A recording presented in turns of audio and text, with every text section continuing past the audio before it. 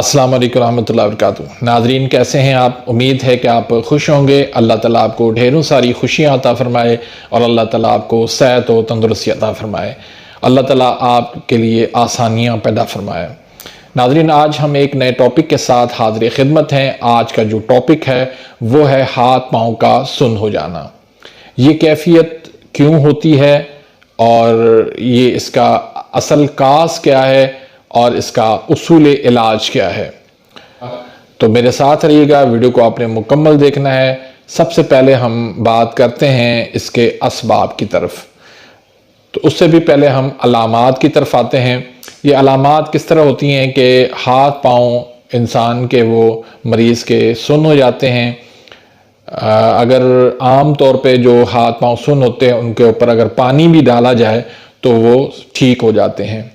लेकिन ऐसे मरीज़ जो मुस्तकिल इसका हाथ पाँव सुन्न होते हैं तो उनके ऊपर अगर पानी तो क्या कुछ भी हरकत दे दी जाए लेकिन फिर भी उनके अंदर वो हरकत नहीं आती। जिस्म में ऐसे जैसे चूंटियाँ जो है ना वो चल रही हों, ऐसे उसको फील होता है।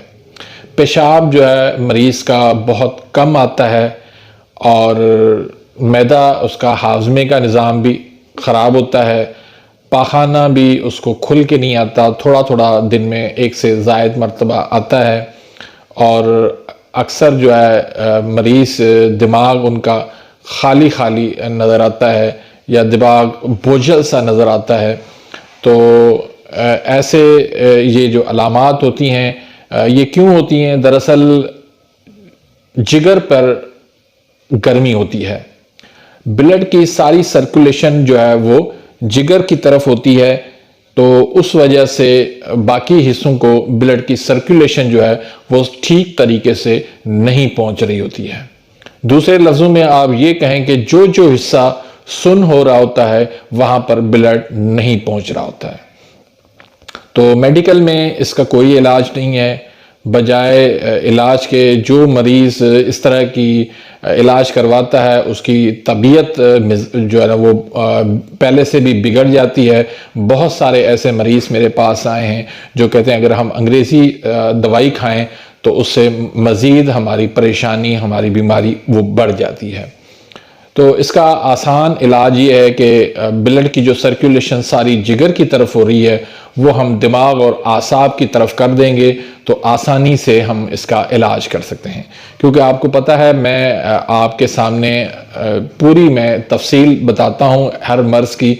ऐसे नुस्खे नहीं बताता जो बग़ैर किसी उसूल के और बग़ैर किसी काज के हों। मैं हर मर्ज़ का पहले काज बताता हूँ, फिर उसका उसूल इलाज बताता हूँ, फिर नुस्खा बताता हूँ और ग़िज़ा भी बताता हूँ।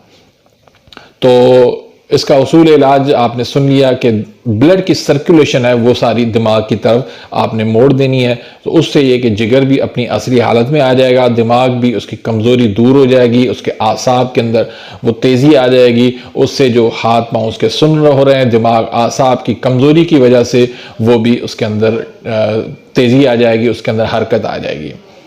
तो उसूल इलाज के बाद अब मैं आपके सामने पेश करता हूँ इसका इलाज। तो इलाज से पहले एक छोटी सी गुजारिश रखूँगा कि अगर आपने मेरे चैनल को अभी तक सब्सक्राइब नहीं किया तो प्लीज़ सब्सक्राइब कर दीजिए। बेल आइकन के बटन को यानी घंटी के निशान को प्रेस करके वहाँ पर आल का निशान आएगा तो उसको सिलेक्ट कर दें।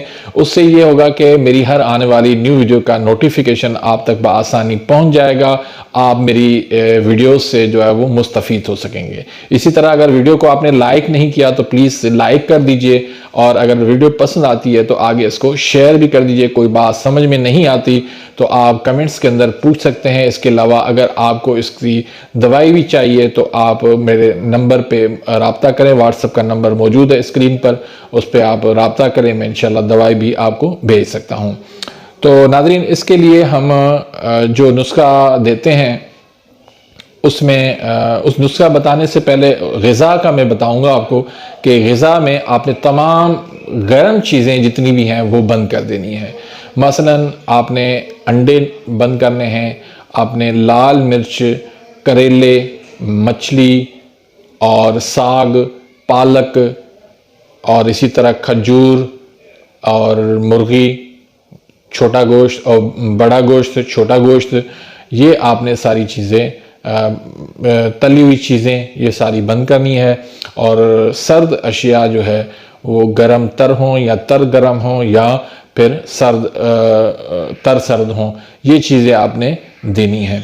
जिसमें आपने सब्जियों में जो है कद्दू, तूरी, मूली, गाजर, पेठा और भिंडी, टिंडे, ये चीज़ें आपने देनी है।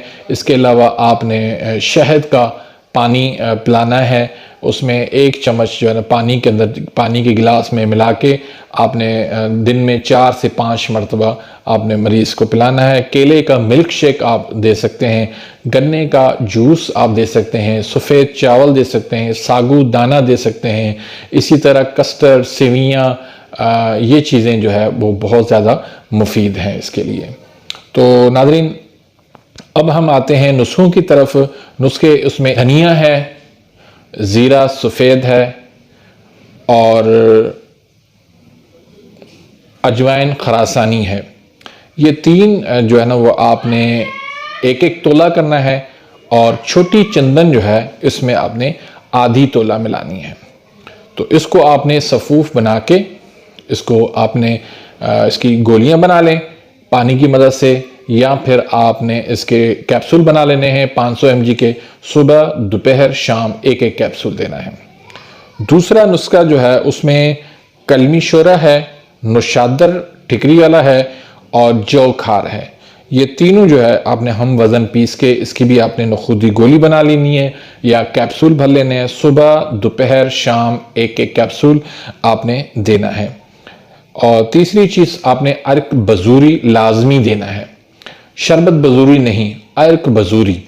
तो अर्क बजूरी जो है वो हम अपना खुद बनाते हैं। उसमें जो अज्जा होते हैं वो सौंफ होता है 100 ग्राम, और जो है वो जड़ सौंफ की वो 200 ग्राम, कासनी होती है 100 ग्राम और जड़ कासनी 200 ग्राम, मक्कू होता है 100 ग्राम और मगज़ चहार जो है वो 100 ग्राम।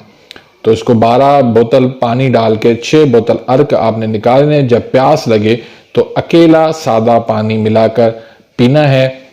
1 बोतल आपने 2 दिन में ख़त्म करनी है। तो ये एक बेहतरीन चीज़ है। तो इसी तरह से आप इसका इलाज करें। अल्लाह के फजल करम से चंद दिनों के अंदर ही मरीज़ जो है वो ठीक हो जाता है। तो ये दिमागी कमज़ोरी है, आसाब की कमज़ोरी है, जिगर की गर्मी का मसला है, जिगर इसमें तेज़ हो जाता है। तो इसको जिगर को आप नॉर्मल हालत के अंदर लाने के लिए आप दिमाग को तेज़ करेंगे तो उससे इंशाल्लाह ये मसला हल हो सकता है। तो नाज़रीन, इसी के साथ ही मैं इजाज़त चाहूँगा। अपनी दुआओं में याद रखिएगा। मिलते हैं इंशाल्लाह नेक्स्ट वीडियो में। तब तक इजाज़त, अल्लाह हाफिज़।